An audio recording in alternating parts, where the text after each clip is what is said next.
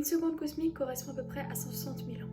Si on compressait tout ça pour un temps normal, les dinosaures auraient disparu il y a à peu près 6 minutes. Les années 60-70 auraient disparu il y a à peu près quelques millisecondes seulement. Et notre vie serait encore beaucoup plus brève. Ça remet en question notre perception du temps, où on se dit qu'est-ce que long et qu'est-ce que court. Notre enfance n'était il n'y a pas si longtemps que ça, c'était limite maintenant.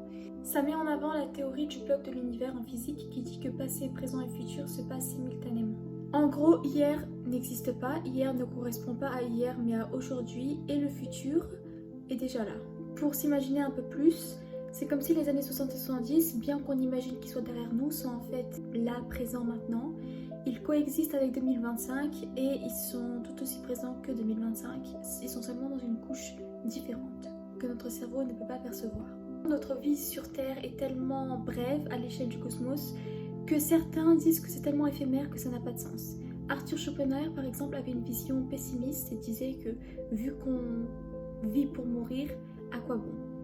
Il y a ensuite ceux qui pensent le contraire, qui disent que justement parce que c'est éphémère, chaque minute, chaque seconde, chaque milliseconde compte et on doit en tirer le maximum et on doit vivre au maximum, aimer au maximum, profiter au maximum parce que c'est pas pour toujours.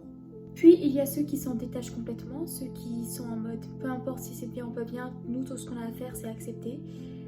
D'ailleurs c'est présent dans le bouddhisme zen qui accepte le fait que la nature est comme ça, que la vie est comme ça et qu'il faut juste profiter, qu'il faut pas trop se casser la tête avec ça, qu'il faut profiter de chaque instant et voilà.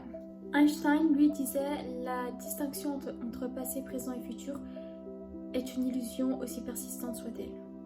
Virginia Woolf, elle, voyait le temps comme une matière qu'on peut contracter ou expandre avec notre imagination. Pour elle, si on pense au passé, on a un pouvoir sur le temps en fait. Pour elle, c'est pas le temps qui a un pouvoir sur nous, mais nous sur le temps, même si on s'en rend pas compte. Einstein, lui, était d'accord pour dire que le temps n'est pas absolu. Il l'a montré avec la dilatation du temps en physique qui dit que plus on avance vite, par exemple à la vitesse de la lumière, plus le temps va passer lentement. Par exemple, si on est proche d'un trou noir, une année peut passer auprès du trou noir, mais pour nous, ce sera des décennies. Voilà, c'était une petite minute suspendue, très rapide, juste pour faire le tour de tout ça et de ce que le temps signifie à l'échelle du cosmos. N'hésitez pas à me dire ce que vous en pensez et merci d'avoir regardé cette petite minute suspendue.